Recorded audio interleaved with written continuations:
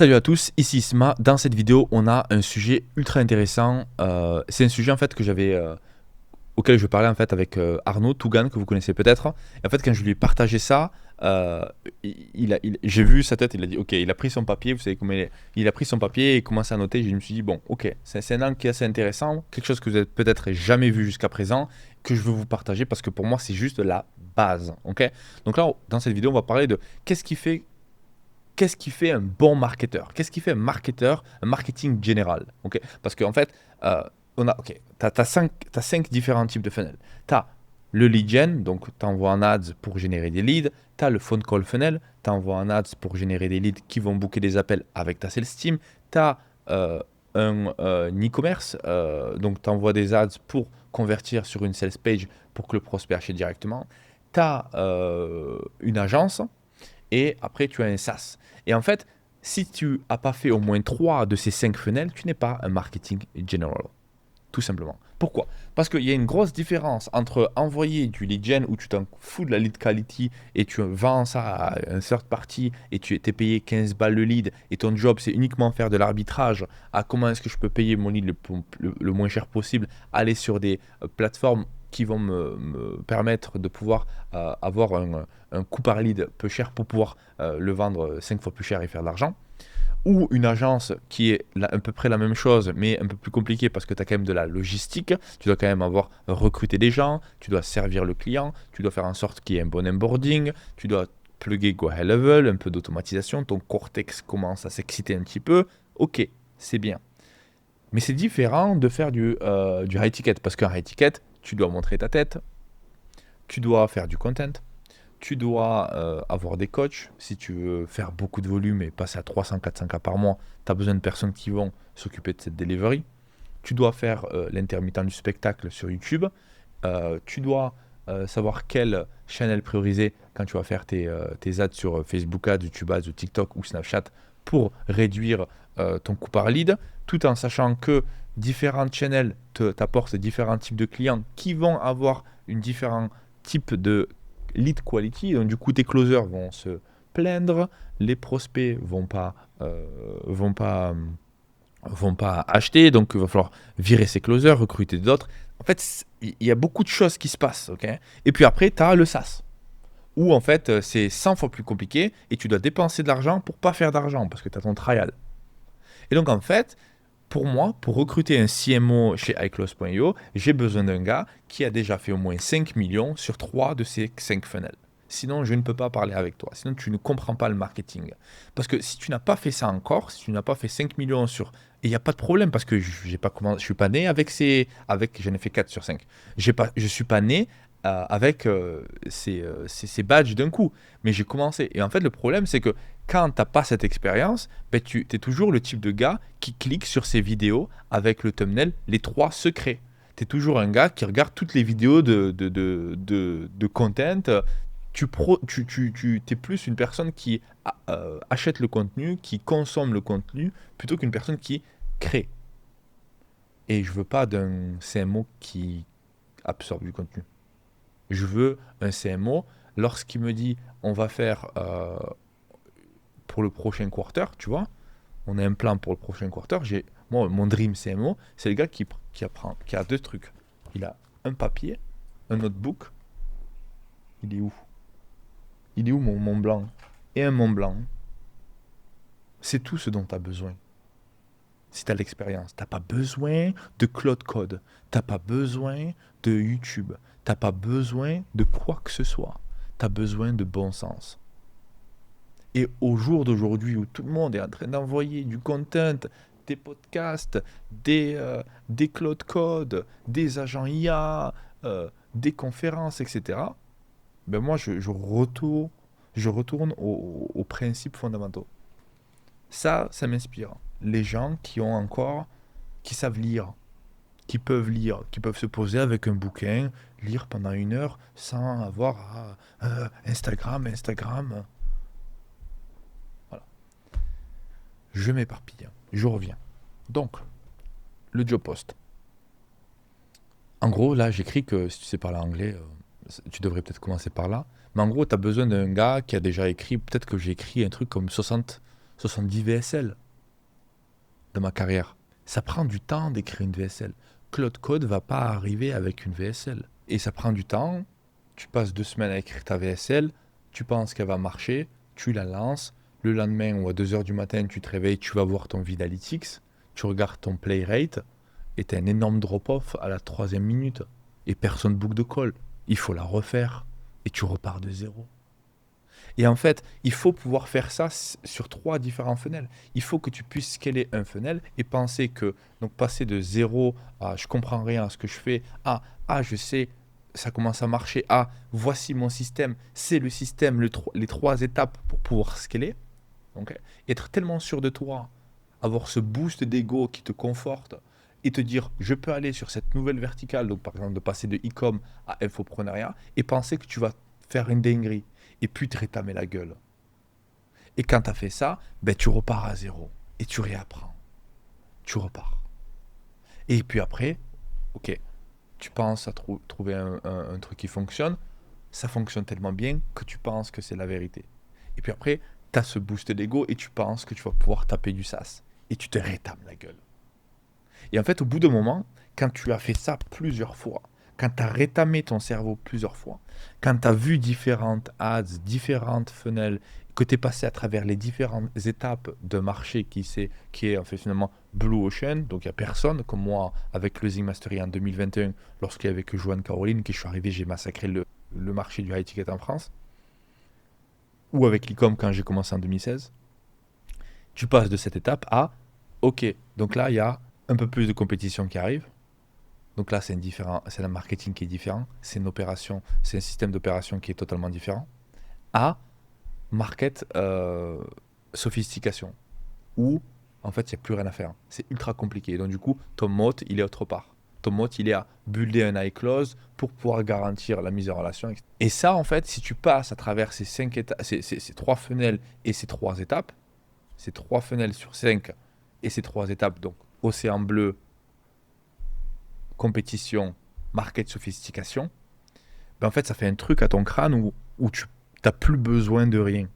Tu n'as plus besoin de cet e-book. Tu n'as plus besoin d'une formation. Tu as juste besoin de passer du temps seul et de temps en temps passer un moment avec des gens qui sont comme toi. Parce que quand tu fais des masterminds ou quand tu vas des vrais masterminds, quand tu as des gens smart en face de toi, ils te sortent des trucs, ils te sortent des manières de scaler que la dernière fois que tu l'as vu, c'était sur Breakthrough Advertising, tu vois. Je sais pas si vous connaissez d'ailleurs ce break. Donc à toutes les personnes, la base, c'est un livre qui coûte 500 balles. La base, je peux pas le dire, c'est du copywriting. Ça, je vais infringe de copywriting si je vous le partage. Mais ça, c'est Eugene Schwartz. C'est la base du marketing. Tu dois juste lire ce livre, en fait. Si tu veux devenir un bon marketeur, tu as besoin de rien d'autre. Tu captes. Et donc, du coup, ça va t'apprendre à évidemment scaler une sales team, ça t'apprend l'importance du show up rate, l'importance d'avoir un bon pixel si tu fais, et de KPI, Conversion API, si tu as fait du méta avec de l'e-com. Ça t'apprend à pumper des créatives, des statiques à droite et à gauche si tu as fait de l'e-com, mais ça t'apprend aussi la logistique si tu as fait de l'agence. Mais ça t'apprend également le product market fit et développer, être un bon product designer si tu as fait du SaaS. Et en fait, tout ça, en fait, c'est des compétences ultra importantes. Et si tu arrives à assembler tout ça dans un seul humain, ben, c'est un marketing général. Et pour les marketing général, il y aura toujours de l'oseille. Il y aura toujours de l'oseille parce qu'il y aura toujours des personnes qui regardent les 3 secrets. Tu captes ? C'est vraiment un besoin de base que les gens ont. Ils ont besoin d'apprendre, ils ont toujours un problème. Il y aura toujours un gars comme nous pour leur vendre. Donc comment est-ce que tu fais pour scaler à 500 000 euros par mois ? Ben, il te faut jongler avec une boule, puis après 2 boules, puis après 3 boules. Ce que je suggérais tout à l'heure, là, j'étais en podcast, un mec qui fait 10-15K, je fais, mais t'as pas commencé, tu fais pas d'argent. Si tu fais 10K par mois, tu fais pas d'argent, tu fais pas d'argent. Parce qu'en fait, si tu penses que tu fais de l'argent, il y a un problème. C'est parce qu'en fait, du coup, tu penses qu'il y a quelque chose à perdre, tu penses que t'as pas commencé encore. Donc, ce que tu fais, c'est que tu fais de l'e-com.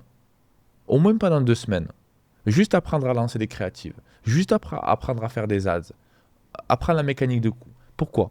Très simple. Le problème des infopreneurs, le problème des coachs, et pourquoi est-ce que les bons marketing général peuvent faire des carnages, c'est que ces gars, ils sont trop attachés à leur image. Ils sont trop attachés à leur brand. Ils sont trop attachés à ce que les gens pensent d'eux. Et quand tu fais de l'e-com, t'en as juste rien à foutre de ton produit. T'envoies des produits à droite et à gauche et tu choisis ton produit que parce que tu vas pouvoir utiliser ce hook, utiliser cet argument, targeter les femmes 25 à 35 ans ou les femmes de 60 à plus, parce que c'est les deux poches de clients qui achètent le plus. Donc du coup, tu penses du marketing vers le produit. Il faut penser du produit vers le marketing. Mais la plupart des gens pensent du produit vers le marketing. Alors qu'il faut penser du marketing parce que c'est ça qui ramène la liquidité. C'est ça qui te permet d'acquérir des clients à moindre frais. C'est ça qui te permet ensuite de penser, de faire l'opposé de la pyramide, de penser du produit au marketing pour voir est-ce que ton échelle, tes unités économiques make sense. Est-ce que ça fait sens de vendre ton SaaS ou vendre ton produit, prenons un SaaS par exemple, à 24 euros par mois ou 20 euros par mois? Si tu n'as pas l'unité économique, ben, tu vas juste go broke. Tu vas juste devenir pauvre. Tu vas juste faire faillite. Et en fait, quand tu fais de l'e-com, par exemple, tu apprends ça ultra rapidement. Break-even point, ROS, coût d'opération, coût de fulfillment, chargeback, restocking, inventory, media buying, creative designer. IA pour générer du coup IA pour générer les créatives avec Xfield pour réduire tes coûts d'opération sur ton designer qui sert à rien. Ok, t'as fait ça, t'as fait un peu d'argent là-dessus. Là après tu passes sur du lead gen ou tu passes sur de l'infoproduit. Tu vends un produit en high ticket ou t'aides un infopreneur à faire la même chose. Et en fait, vraiment l'e-com ou vendre des PDF comme Tougan le faisait, c'est un gift. Parce que t'es pas en train de fight avec toi-même et à penser de oui, mais est-ce que. Moi, quand on me disait Isma, faut shooter cette ads, ben je shootais cette ads avec Closing Mastery. J'en avais absolument rien à foutre. Parce que je m'en fous en fait, je regardais même pas les commentaires sur YouTube. Mais il y a beaucoup de gens en fait, il y a ce côté égo qui se met en place où tu penses que tu dois apparaître d'une certaine manière et donc du coup, c'est pour ça que je pense que marketing général, c'est un énorme avantage. Parce qu'après, tu peux aller sur n'importe quel business, tu peux prendre un business qui fonctionne à peu près ou qui fonctionne pas trop, et tu le prends et tu le scales. Et ça, on a plus besoin de ça, des profit maxers, des gars qui arrivent à avoir un business qui te disent, mais en fait, ton angle est complètement KO. Allez voir le podcast que j'ai fait, je crois que c'était, je le mettrai en description. Mais aujourd'hui, du bon sens, marketing financier, unité économique, direct response, sales team, opération, il n'y en a pas. Il n'y en a aucun. Parce que du coup, les gens, en fait, ils délèguent trop à l'IA. Ils n'ont aucun bon sens. Ils délèguent trop à l'IA. D'ailleurs, ça s'est vu parce que quand on avait l'arrivée du GPS, on a eu il y a une étude là qui était sortie, il faut que je vous la ressorte. Il y a eu une perte globale dans le sens de l'orientation. Les gens ont du mal à se retrouver. Les gens avaient du mal à utiliser une carte. Pourquoi? Parce que tu utilises moins, c'est normal. Mais qu'est-ce que fait l'IA? Elle fait exactement ça. Tu as l'impression que tu peux tout déléguer à tout. Donc du coup, tu ne réfléchis plus. Donc du coup, tu n'as plus ce sens commun. Tu n'as plus ce sens pratique de non, on ne met pas des triangles à des carrés. Et ce contexte est ultra important. Vous devez absolument builder votre propre IP, votre propre intelligence property. Donc propriété intellectuelle. Qu'est-ce qui est vrai par rapport à mon expérience, et puis après tu double-cliques que sur ça. Ça c'est ton mode. Ton mode c'est ton avantage unfair. C'est ton. Putain, je fais que de l'anglais là. Je détestais les gens qui parlaient anglais quand je parlais pas anglais, et là je fais que ça. Mais c'est ton avantage injuste. Quel est ton avantage injuste? Hier j'étais à une conférence, je faisais une conférence sur l'IA où je les ai tous démontés. Je suis arrivé, j'ai dit l'IA c'est de la merde. Et le mec, il était investisseur à Singapour. Et il a arrêté, il est parti faire de l'IA. Je fais, mais tu fais quoi? Ouais, je fais de l'intelligence artificielle et je plug Cloud Code. Le mec, je sais pas ce qu'il fait. Je fais, mais c'est quand même dommage, non? De ne pas réutiliser l'expérience que tu avais dans en étant VC? Pourquoi est-ce que tu bulles pas un SaaS pour les VC? Je sais pas quelle est ton expérience, mais c'est hors de question pour moi de perdre l'expérience que j'ai durement gagnée.